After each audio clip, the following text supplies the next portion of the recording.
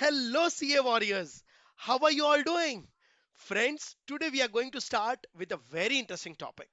But, friends, before that, remember the goal of this video is not to go deep into every single concept, but to give you a crisp, exam oriented summary so that you know what is important and how to remember it smartly. This book and video together will act as your perfect self study partner. And I'm super confident, guys, that after this revision, you will be able to solve any MCQ that come your way in the exam. So let's begin this rapid fire revision session. And yes, if you find these notes helpful, don't forget to share them with your friends.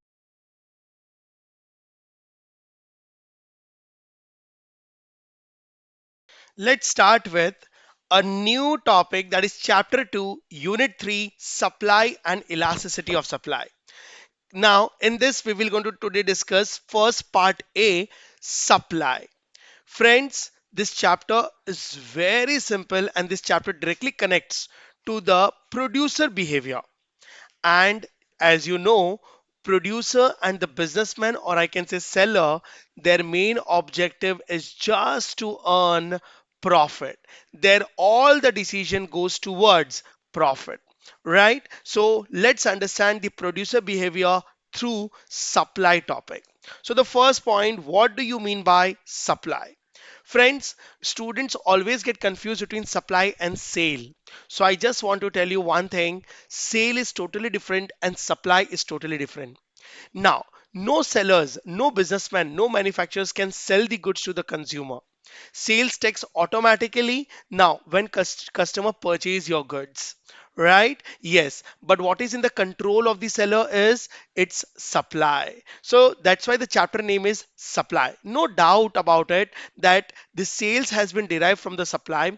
Without supply, sales is not possible. But again, I can say that now supply and sale is totally different. So understand, what do you mean by supply? Supply refers to the quantity of goods and services that producers are willing and able to offer now at various price to sell at a given period of time. Friends, it is a willingness of the seller that he is offering the goods. So supply is actually does not mean sale.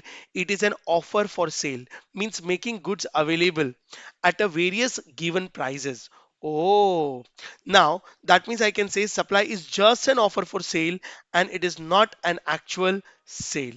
Yes. So supply is a dash concept. Now the third point you can say is supply is a flow concept as well as qualitative concept. Yes, it is same like demand.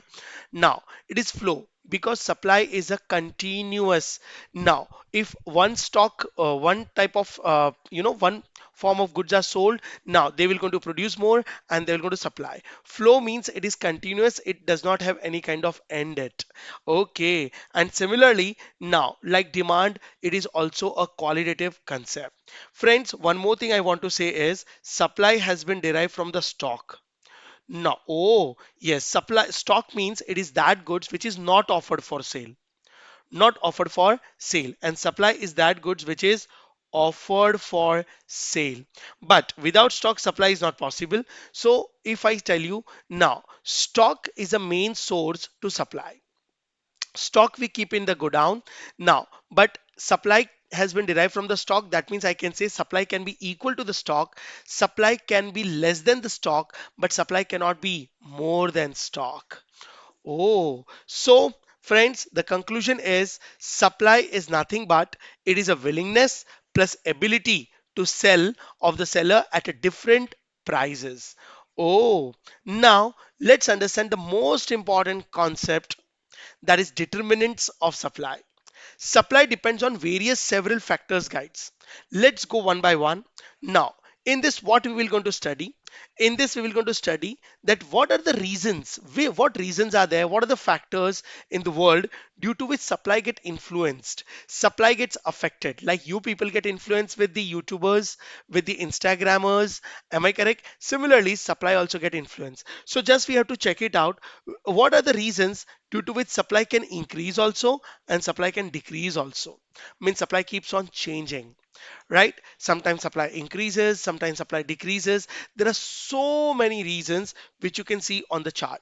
Let's understand one by one. And one more thing, guys, this is the most important part of this topic. Now you have to understand and you have to memorize the relationship between two factors. So the first most important factor is price. Yes, price is the hero of this entire topic, right? Alfred Marshall have given too much importance only to the price in his law. Now, so price, as you know, in economics, we always compare two factors at a time. So in this price factor, we're going to compare price and quantity supply. And the conclusion is now price and supply always have a direct relationship. That means when the price decreases, quantity supply contracts. I can say quantity supply falls, but when the supply increases, quantity supply expands. Oh, so when the price falls, supply falls. When the price increases, supply increases. But we will never going to use word increase and decrease. Along with the price, we will always going to use the word expansion and contraction. Yes, yes. Now, but sir, why price and supply have direct relationship? It's very simple. The profit is the reason. Because when the price increases, sellers' profit margin increases and they get motivated to sell more and more goods. That's called expansion. And when the price falls, suppliers businessman's profit margin shrinks, and due to that suppliers get demotivated to sell. That's why they sell lesser, supply get contracts. So I can say all the decisions majorly comes to the profit margin. More profit, more supply, less profit, less supply. But here we are not comparing with profit. Profit is just an outcome. We are comparing two factors, price and supply. It has direct relationship. Second factor, price of related goods. Similarly, like you have studied in demand substitute goods, you can say substitute because what do you mean by related goods over here?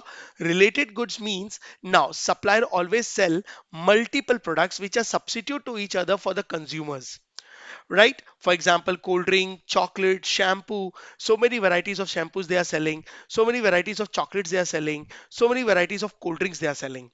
Am I correct? So related goods means I can say similar nature or the same production process. Okay.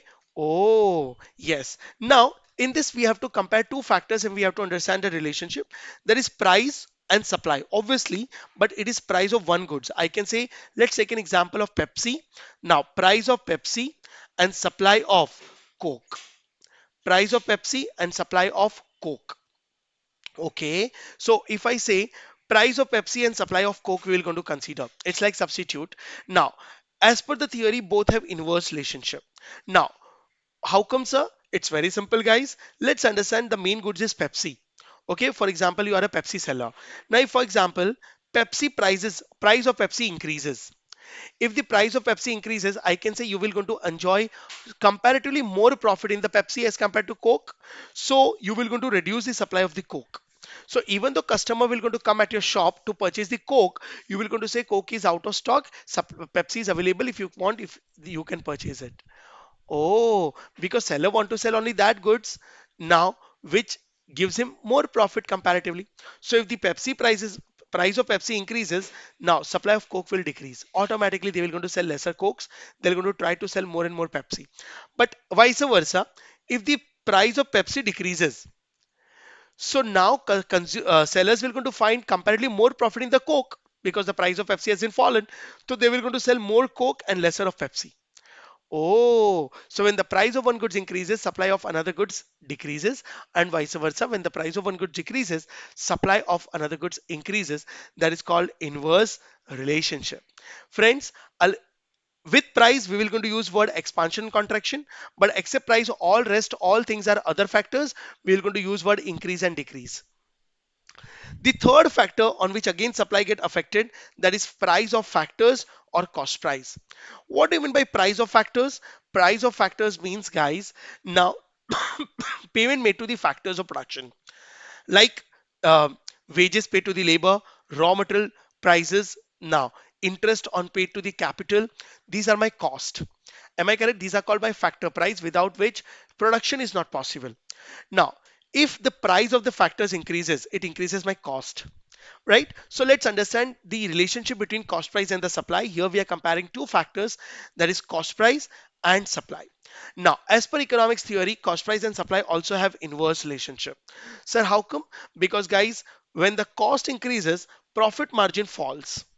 And when profit margin falls, sellers always get demotivated to sell that goods and the supply decreases. Oh, so we are comparing when the cost increases, profit falls, supply will decrease. Profit is the main motivation in the business. That's why I told you in the initially that we are analyzing the producer behavior in this topic.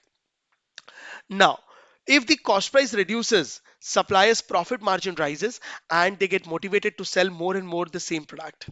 So cost price and supply have inverse relationship. Cost price and supply have inverse relationship, right? Yes. So logic is very simple. Cost increases, profit falls, supply falls. But cost decreases, profit rises, supply rises. Okay. Now, next, fourth factor is state of technology. State of technology. Let's understand technology supply also depends on technological advancement, right? So now there is no relationship. It's very natural. No need to mug up also. If in a country technological development is continuous, then quantity supply will increase in the market, right? Technological development, then quantity supply will increase. If technological development is stagnated, then quantity supply will decrease in the market. Am I correct? Technological advancement take place. So if technological advancement is high, quantity supply will be increasing. If technological advancement is lesser, now, if technological advancement is stagnated, quantity supply will decrease. Am I correct? Yes. Now, next is government policy. Friends, government policy, you can directly connect it with the cost price because actually government policy is nothing but it's a tax and subsidies. It directly affect to the cost. So how come you can say that? I'm so sorry. Now, guys, imposing new taxes and reducing subsidies. Subsidies mean discount. If government charge you more new taxes, or if we increase the existing taxes, or if we reduce the discount, your cost will increase. Cost will increase, profit will reduce, supply will decrease. Very simple. And favorable means government policies are favorable means they are reducing the taxes and increasing the subsidies. If government reduce the tax rates or giving the more discounts, your cost will reduce. If your cost will reduce, your profit will increase. Now seller will sell more goods. So you can, taxes and subsidies is a part of your factors. I can say cost. So taxes and subsidies also influence your supply. It's very simple. Next is number of sellers. Guys, very simple. More sellers, supply increases. Less sellers, supply decreases. Am I correct? Now, more sellers means it's competition, supply will increase. I can say perfect competition, monopolistic competition. The nature of competition you're going to study in the chapter number 4. And few firms means it's like single seller or few sellers like oligopoly, supply will decrease. Of course, because sellers are not there in the market who are going to sell the goods. So supply will decrease. Now, the seventh factor on which again supply is affected is exports and imports. Oh, it's international transactions means transaction taken place between domestic country बराबर and the home country. Now let's understand for us domestic country is India from India point of view. Now it's very simple. If export increases, export means you're selling goods outside India. So if goods are getting supplied from India to outside India, in India supply will get decreased automatically, obviously. So if export increases, supply will decrease in the domestic market, I can say in India. But if import increases means we are purchasing goods from foreign country, means goods are coming in India, so the supply will increase automatically. So import increases the supply in India and export decreases the supply in domestic country. So simple. The last factor now, that is the eighth factor, future expectation about the price. Guys, future expectations, right? Sellers are the profit makers. Now understand in this we are comparing two factors, that is future price and present supply. Means actually we are comparing price and supply only, but price is of tomorrow's price, that is future. Now, and supply is of today's supply. So future price, if seller think from businessman point of view, guys.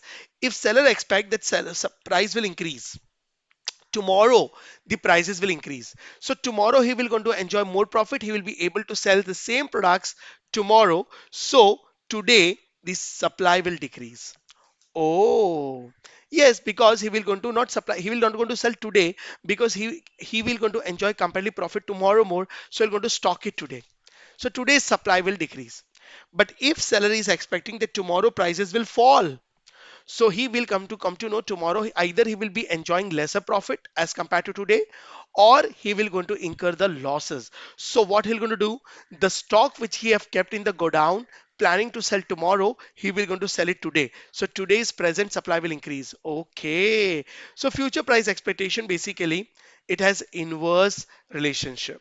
So these are the main eight factors. Now these are the main eight factors on which supply actually depends. Supply either increases or decreases. Friends, you have to remember these points. Now, majorly questions will be framed, MCQs will be framed on based on these topics. Okay, so these were the factors. Let's come to the next topic, law of supply. Friends, law of supply and law of demand. Both the law has been developed by Alfred Marshall. Am I correct? Now, the basic logic, law of supply always explain the behavior of the sellers. Alfred Marshall in his law have compared only two factors, that is price and quantity supply. According to him, the price is the most important factor, and he have taken one assumption that in my law, the quantity supply will only and only going to change because of price changes. Change in the price means he have assumed that all other things should remain constant. That is, this law is conditional and depends on ceteris paribus. Means these eight factors which you have studied, out of this only for Alfred Marshall, price is most important. Rest, price of related goods, price of cost price, technology, government policy, number of sellers, export and import, and future expectations is assumed to remain constant. Okay, and Alfred Marshall have explained that if you are assuming that other factors remain constant, only one factor will change, that is the price. And if you just compare price and supply, you will going to always see there is a direct relationship between price and supply. Means when the price will increase, supply will also increase, and when the price will fall, supply will fall. That means as per the law, price and supply have direct relationship, but conditional, other factors should remain constant. That means the conclusion is actually supply is a function of price. That's why the formula is quantity is a f of p. So supply is actually a dependent variable. We are comparing always two factors, two variable. In this, supply is a dependent variable and price is an independent variable. Yes, that's why you say when the price rises, supply rises. You never say supply is rising, that means price is rising. Oh, so supply is a dependent variable, price is always an independent variable. Right? Yes. So when you explain this relationship through schedule and the take curve, now schedule means tabular statement. In my table, if you're going to see my price is falling 40, 30, 20, and 10. Supply is also falling because profit margin is shrinking 400, 300, 200, 100, and vice versa. Now, if you're going to check 10, 20, 30, 40, price is rising, supply will rise. If I plot this schedule in the diagram, you will going to see a upward sloping supply curve. And this is the basic law you have studied. So I'm not stretching it. So that's why in the future, whatever topics you're going to study, keep in your mind supply curve is always a upward sloping. And it's a basic economic theory, guys. Price and in two factors, whenever there is a direct relationship, whatever maybe the chapter is, now irrespective of the chapter, curves are always upward sloping. Right?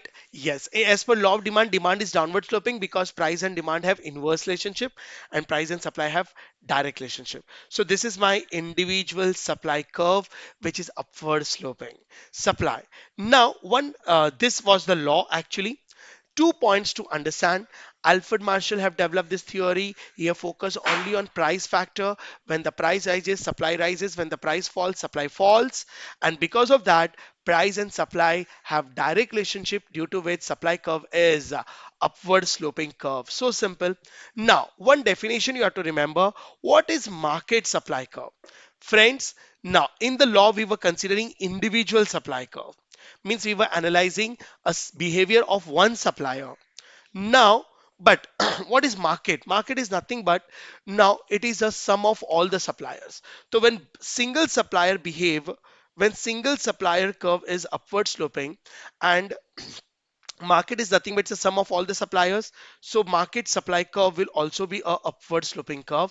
It is nothing but it's a horizontal sum of all individual supply curves. How come horizontal curve? We are adding in this pattern. Right? Yes, yes, yes, yes, yes. So horizontal sum. Okay, individual supply of a commodity made by all the individual firms. Okay, all of you understood? Yes, sir. But guys, this law is actually very logical concept. Now, but no laws are super perfect as this law is conditional. Now, there are always an exceptions to the law, right? Some cases are there which does not follow the law, barabar, which is framed by Alfred Marshall. So exception means it is some examples, 4 to 5 examples are there which does not follow the law, means in them price and supply does not have direct relationship. Either there is an inverse relationship, means when the price rises, supply falls, or when the price falls, supply rises, or might be no relationship, means it does not have direct relationship even though other factors are constant. Oh yes, that's why they are called exceptions to the law. Am I correct? Guys, world is dynamic. No law cannot be 100% perfect. Exceptions will always be going to be there. So which goods are there which shows inverse relationship or no relationship between price and supply? The first is agriculture goods. Guys, agriculture goods now means it depends on the nature. It is not machine made. Now the supply is restricted, right? Because supply depends on seasons and weather conditions. Now, so when even if the price rises, supply remains fixed. Means I can say in agriculture goods now price and supply have no relationship because it's weather based seasonal, cannot increase supply immediately. Am I correct? Yes. Second is handicraft goods or rare goods. Guys, limited production. Fixed supply it will face even if the price rises, right? When I say handicraft goods, supply cannot increase immediately. Rare goods, the name itself indicating it is a rare goods. Am I correct? Now, very limited production, supply cannot increase. So even if the price rises or fall, supply remains fixed. Means I can say rare goods also have no relationship with the price, hence they are exception. Need for money. Now, it is not an example, it is a situation of the seller, guys. Sellers sometimes need urgent cash.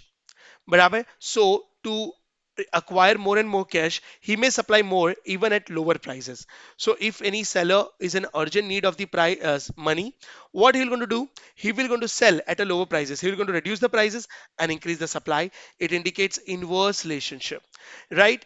You can see it's for a stock clearing sale, right? Sellers always keep a 50% discount offers that all, barabar, to sell more goods. The fourth and the good, most important, it's labor supply. Friends, labor supply is again, labors are also behaving inversely, but partly it is following the law and partially it is an exception. Labor supply. In this, we are again comparing price and supply. Obviously, in exception also, we are understanding the relationship between price and supply because other factors are remaining constant. But we are using different terms. Price means over here, I can say salary or wages. And quantity supply means number of working hours. So the terms will going to get changed. Okay, number of working hours. What over here economists want to explain is initial. Now we're going to analyze the behavior of the labors in two stages: initial stages and later stage. Okay, initial stage and later stage. Friends, initially economists want to say labors are very young, laborers are unexperienced. So initially they are ready to work at a lesser salary, and as most and initial phases when more salary will increase, they will get motivated to work more because they are freshers, they are young by age, they are unexperienced to gain the knowledge. Now they will going to initially they will going to start working harder and they're going to work more as the salary increases. Like you people after becoming CA, wherever now you will going to you are ready to work for a you know after clearing your inter also at a lesser prices, that is stipends, because at that time you always feel ki, yes, I'm unexperienced, I'm ready to work more for a lesser salary. So initial phases, as more and more your salary will increase, you are ready to work for more number of hours. So it indicates direct relationship. So it's not an exception, it is following the law. So as your prices are increasing, means labor prices means salaries are increasing, you have started working more. But this will take but this phase will going to be there only for starting 8 to 10 years. After 8 to 10 years, 7 to 8 years, when you become more experienced, what the normal mentality of labor is, now in the later stages, when you become more experienced and due to age factors also, laborers always have intention that their salary should increase, but they should work for lesser number of hours now, right? And they give more preference to the leisure, to the work. Am I correct? Then in later stage, your salary keeps on increasing. Like board of directors, their salaries or packages are very high, and they started working very less. So it indicates inverse relationship.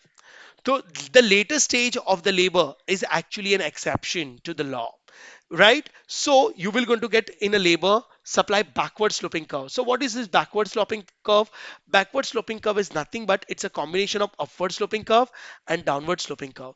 In later stage, there is a direct relationship, so the curve is upward sloping, and in the initial stage there is a direct relationship, so curve will be upward sloping. In the later stage, there is an inverse relationship, that the curve is downward sloping. So when you merge both, you will going to see it has backward sloping curve.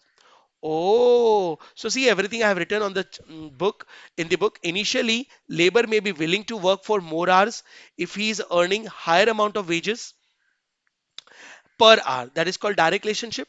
And beyond a certain point, when the wage rate rises further, supply of the labor will decrease because the labor would prefer leisure as compared to the work.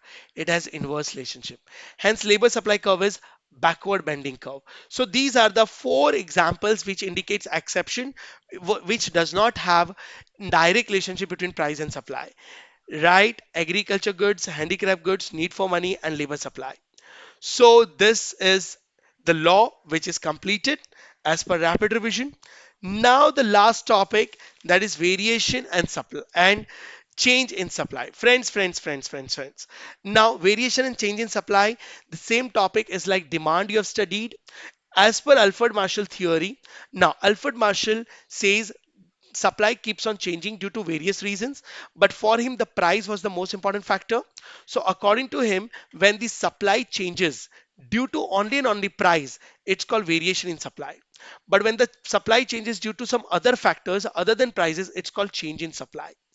Now, and in variation, they've used two terms. If due to price, supply falls. If the price rises, supply rises. Now, Alfred Marshall have said we will going to use the term expansion. And if the supply falls due to fall in prices, we will going to call it contraction. So due to in variation supply, rise in supply will be called expansion, and fall in supply will be called contraction.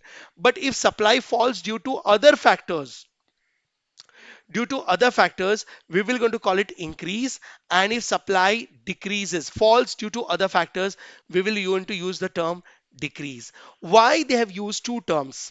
Now, with the price, expansion, contraction, with other factors, increase and decrease, guys, these two terms has been derived just because of one reason, right? Just because of one reason. That is what Alfred Marshall have explained is, if supply changes due to only and only price, other factors are assumed to remain constant, the supply curve will remain same, just the movement will going to take place. Movement, barabar ups and downs, but on the same supply curve. Oh, so moving upward will be called expansion, and moving downward on the same supply curve will be called contraction. This is the only difference. And if supply rises and fall due to other factors, supply curve movement will not going to take place. Supply curve will shift to the right, or supply curve will shift to the left. In increase, supply curve will shift to the right, and in decrease, supply curve will shift to the left.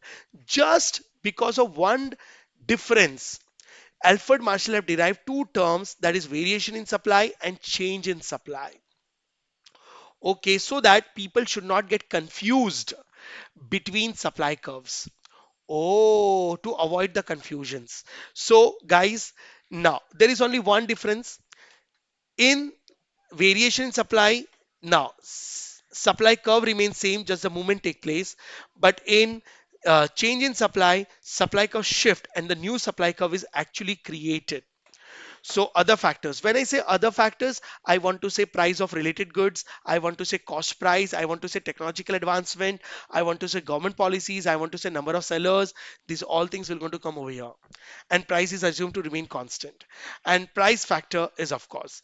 So friends, while solving the questions, please take care. You have to understand whether supply is changing due to price or whether the supply is changing due to other factors.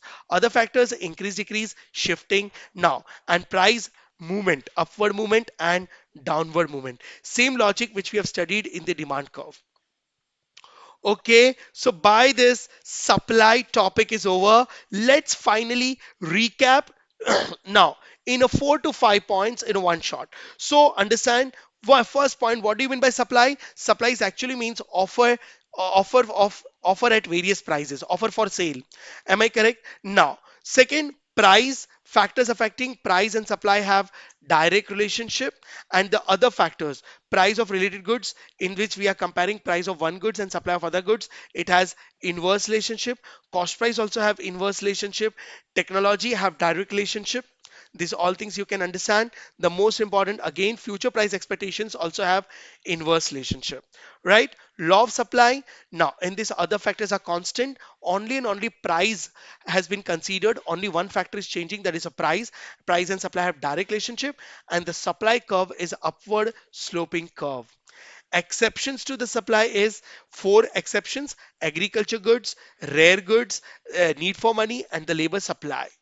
Am I correct? Now, and variation. Variation take place due to price, in which movement take place, upward movement or downward movement is called expansion and contraction, and other factors in which increase and decrease takes place where the supply curve shift to the right or to the left. Hope you understood, guys. Yes. So, friends, this was a rapid revision, I can say, or rapid explanations covering 100% topic, clear, crisp, and now you have become an absolutely exam ready. Am I correct? So guys, read it once my notes and solve the MCQs. Let's start with a very interesting topic, part B, elasticity of supply. Friends, elasticity of supply is nothing but, in this we will going to study how quickly producer jump into action when the price changes. Yes, in this we're going to study price behavior. This topic is actually similar, or I can say same as elasticity of demand. Oh, is it? Yes. If friends, elasticity of demand used to tell us how consumer react, but this topic, elasticity of supply, tells us how producer react when the price changes.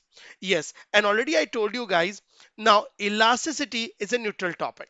Elasticity is of two types. Now, elasticity is independent and supply is independent. Now, elasticity are of two types. One is inelastic supply, another one is elastic supply.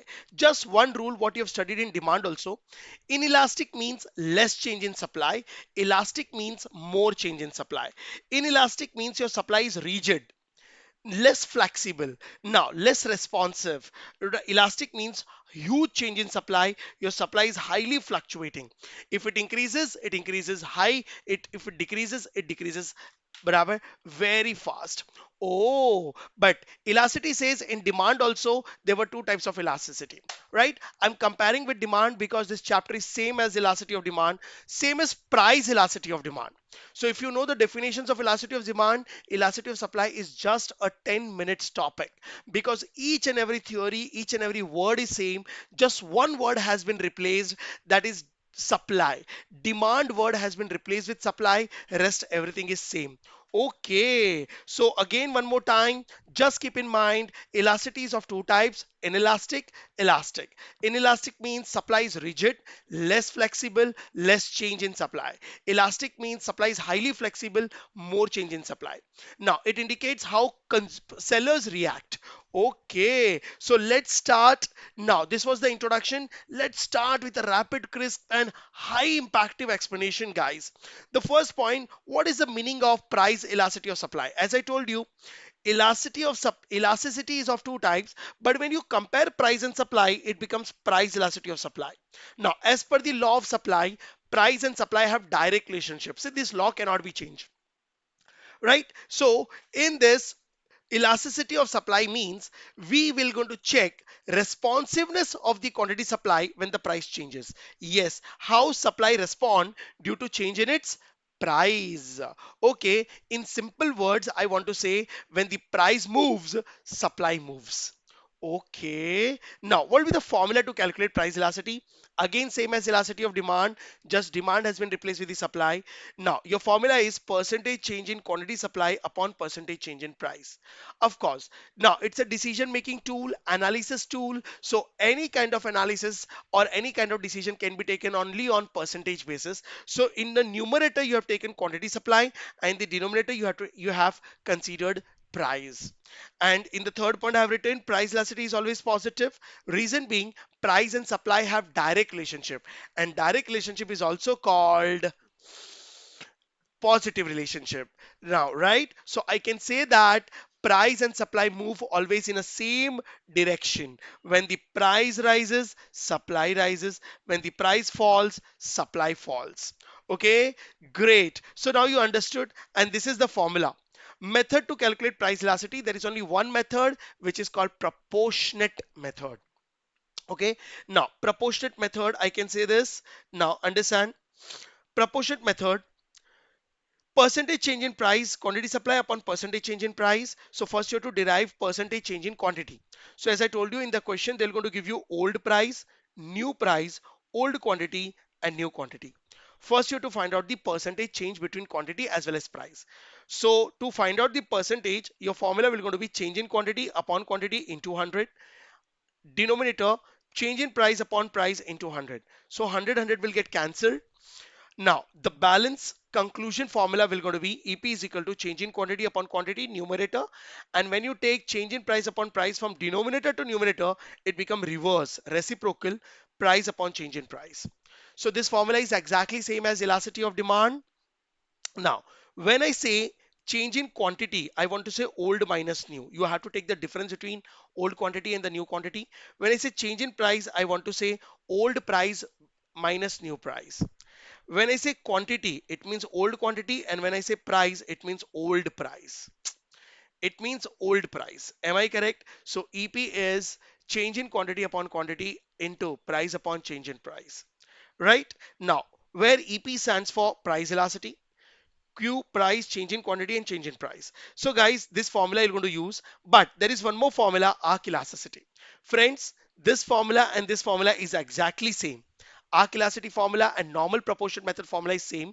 Just there is a small change, that is, now change in quantity means old minus new, same as earlier. Change in price means old minus new, same as earlier.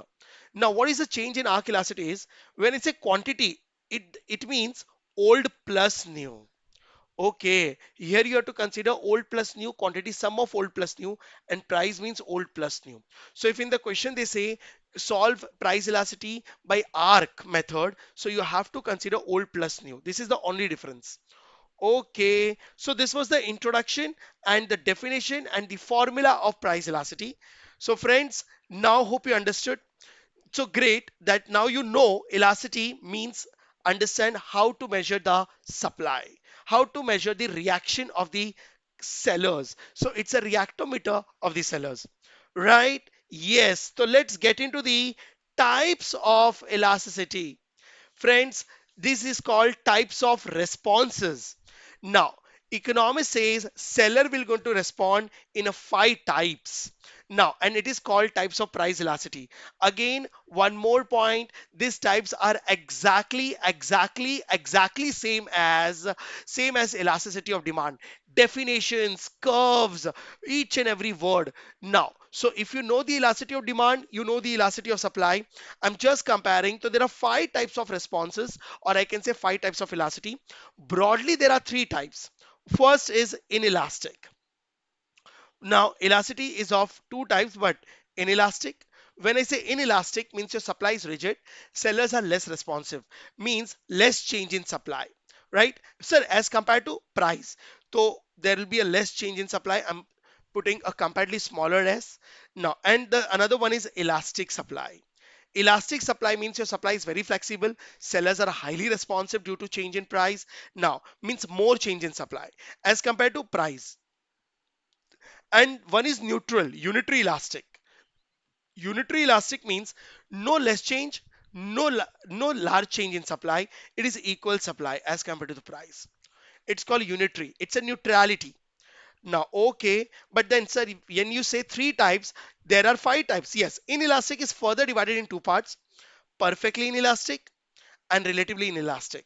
Elastic is also divided in two parts: relatively elastic, perfectly elastic. So this is how five types of response has been derived. Okay, so let's discuss one by one. Now, perfectly inelastic. Guys, perfectly inelastic means when the price changes, quantity supplied does not change. Quantity supplied does not change. Means supply remains constant. Oh, that means something is in this way. If the price is increasing by 10%, but supply remains equal. Okay, if the price also fall by 10%, supply remains equal. Means supply is constant. That's why it is said supply is not responding. EP is equal to 0 is the symbol. And if you draw this response on the diagram basis, you will going to get vertical straight line parallel to y-axis. Now, okay, guys, other points. Perfectly inelastic indicates very short period. Of course, in demand, in elasticity of demand also I explained you this. And in this supply remains constant. Supply does not change irrespective whether the price is increasing or decreasing. Okay, so perfectly inelastic. Hope you understood. Yes. Now, next is relatively inelastic. In perfectly elastic, supply was very rigid. Very rigid means it was almost constant, right? It was no change. But relatively elastic, supply is flexible, but very less flexibility is there. Right? Yes, as compared to perfectly elastic. So the definition is quantity changes but less than price. Quantity supply is changing but less than price. That means I want to say if the price increase by 10%, supply increases because price and supply have direct relationship, but supply increases only by 1%. Okay, if price fall by 10%, supply fall by 1%. Oh, so here less change in supply, that's why your symbol is less than 1. Less change in supply, less than 1. If you're going to draw the diagram, of course diagram, the curve will be upward sloping because it has direct relationship, but the name of the curve is steeper. It is steeper curve. Now it indicates it indicates, sorry, short period. So perfectly elastic, very short period, because supply remains constant. Now almost no change. Relatively elastic means short period because there is a less change in supply. Fine. The third one is unitary elastic. Unitary elastic means quantity supply changes, but in the same proportion as the price. That means I want to say if the price is changing by 10%, quantity supply also changes by 10%. If price fall by 10%, quantity supply also fall by 10%. So the symbol is EP is equal to 1 because both have equal changes. Now diagram will be obviously upward sloping only, but this diagram name is rectangular hyperbola, or I can say rectangular hyperbole. Okay, so unitary elastic. After that, the fourth response is relatively elastic. Here, sellers are very responsive. ठीक है, less risk takers. Oh, yes. In this, quantity supply reacts more than price. Oh, means I want to say that, see, quantity supply have a larger change. Means if price is increasing by 10%, quantity supply will increase by 50%. If price fall by 10%, quantity supply will fall by 50%. Oh, means I can say here sellers are, less risk taker. They are chicken hearted. Just a slight change in price means they always get, panicked. It's a panicked market. I can say competitive market. Okay. Now, here, because of supply have more change, that's why the symbol is EP is greater than 1. Okay, no doubt supply curve will be upward sloping, but it is a flatter curve. See, it is a comparative statement. In relatively elastic, steeper; in relatively elastic, flatter. It indicates long period. Elastic always indicates long period because there is a greater change in supply. When I say large change in supply, means I want to say actually supplier get a sufficient time to show their responses. Supplier get a sufficient time to show their response. Right? Yes. Perfectly elastic. Perfectly elastic. Now, perfectly elastic means now a small price reduction raises the supply 0 to infinity. 0 to infinity. Perfectly elastic. Perfectly elastic, right, means the supply will change infinitely. Means your supply is so price sensitive, so sensitive market, so panicked market now that always seller feel like they are always on a edge of the sword. Oh, means here the things are somewhere in this way. If the price increases just by 1%, quantity will supply to the infinity. If the price fall by just 1%, supply will fall to zero. Oh, so it's called, means price is almost constant, but supply keeps on changing. So it's called EP is equal to infinity. If you draw the diagram, you are going to get horizontal straight line parallel to x-axis. So you will going to get horizontal supply curve. It indicates very long period and this price remains constant. I want once you should compare price inelastic with price elastic. Sorry, perfectly inelastic with perfectly elastic. In perfectly elastic, supply remains constant. In perfectly elastic, price remains constant. In perfectly elastic indicates very short period. Perfectly elastic indicates very long period, right? Perfectly elastic, inelastic have vertical supply curve and perfectly elastic have horizontal supply curve, horizontal straight line. So these were the 5 responses. Responses are very simple. In a one liner, no change in supply, less change in supply, equal change in supply, more change in supply, and infinity change in supply. Hope you got it. Yes. So by this, I have completed elasticity of supply, right? But one more topic is left now. That is factors influencing elasticity of supply. What is factors influencing elasticity of supply? Guys, in this topic, we will going to study what are the reasons in the world, what are the reasons? What are the TK important factors due to which the supply, sometimes supply become inelastic, sometimes supply becomes elastic. Okay. Now, elastic supply, inelastic supply. Fine. So elasticity means less change in supply and more change in supply. There are various factors. Now, first factor is change in cost price. Guys, cost price affect the profit margins. Am I correct? So change in cost of the factor means change in salary and the wages of the labor, change in rent, change in raw material prices. We will going to consider one factor, raw material prices. You know what? If raw material prices have a substantial change, means the price of the raw material is highly fluctuative, seller find it very risky, right? So they always have face inelastic supply, means supply cannot change. Why, sir? What is the reason? Now, because guys, when raw material prices are so fluctuative, seller always find a very risky market, right? So they always keep a lesser stock. They don't keep more stock, so all of a sudden supply cannot increase on demand.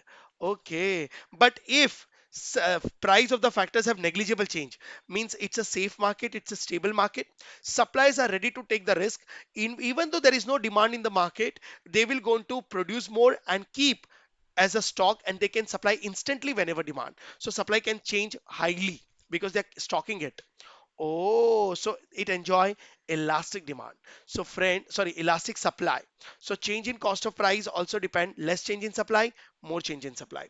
Second factor is period. Already we have studied. Short period always indicates inelastic, means supply cannot change instantly. Long period indicates elastic, highly change in price, highly change in supply, right? Then we come to the number of supplies and competition. Obviously, friends, if the suppliers are less, means you can say near to the monopoly or monopoly, single seller supply will remain inelastic because single seller cannot produce so much to supply highly, and monopolists want to enjoy the profit. He will going to always create the scarcity, so there will be inelastic supply. In monopoly market, the supply will always be inelastic, but in competition market like monopolistic competition and perfect competition where suppliers are huge supplier, Supply can change whenever you want. Supply will going to change very highly. It enjoy elastic demand. Oh, yes. Next is production capacity, obviously. See, if any producer is producing goods at 100% capacity, means whatever plant and machinery he have now fully utilized, so he cannot change the supply because already he does not have any spare capacity. He is working on full capacity. So if full capacity is used, now maximum supply is done. Now beyond that, you cannot supply the goods. So seller will go to face inelastic supply, less change in supply. But if seller have a spare capacity, means they are not using full capacity, 50% capacity is used, still 50% machineries are stopped because orders are not there, means they can instantly increase the supply by increasing the production. So if spare capacity is there, supply can be increased instantly. So large change in supply, elastic demand, elastic supply. Full capacity, production cannot be done. When machineries are not spare, production cannot be done, and without production, supply is not possible. So spare capacity, right? Elastic, full capacity used in elastic. Availability of input. Yes, guys, there are so many goods whose availability, raw material is very rare.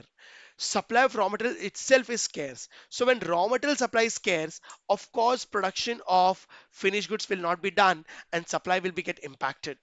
Am I correct? Yes. So if raw material is very difficult to procure, then production will be get affected. Now supply cannot be increased instantly, it face inelastic supply, less change in supply. But if raw material is easily available now, so production can be done whenever they want, supply can be changed instantly, more change in supply, it enjoy elastic supply. So if raw material is difficult to procure, inelastic. If easy available, raw material is easily available, elastic.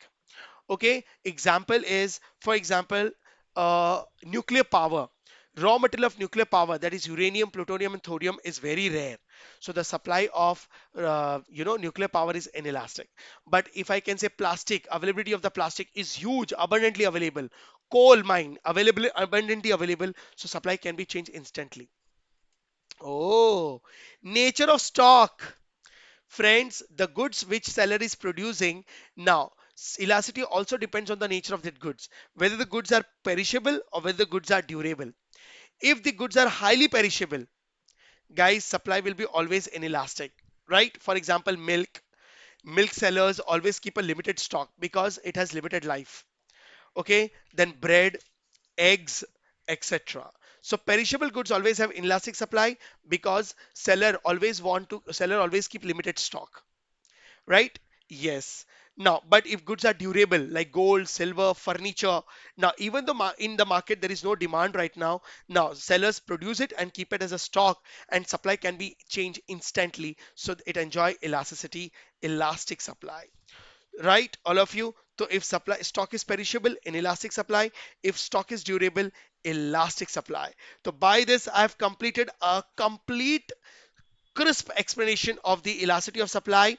Friends, my advice is, if your elasticity of demand and elasticity of supply is exactly same, okay, so please take care of it, right? So hope you understood elasticity of supply. So that's it, my dear students. This was your quick revision session. Simple words, clear concept. Now there is no room for confusion. If you understood everything in one go, say yes, sir, and give it one more quick revision. Remember, smart study is the best strategy. Keep revising, stay confident, and believe in your preparation. And don't forget to tell your friends that these notes are total exam lifesaver.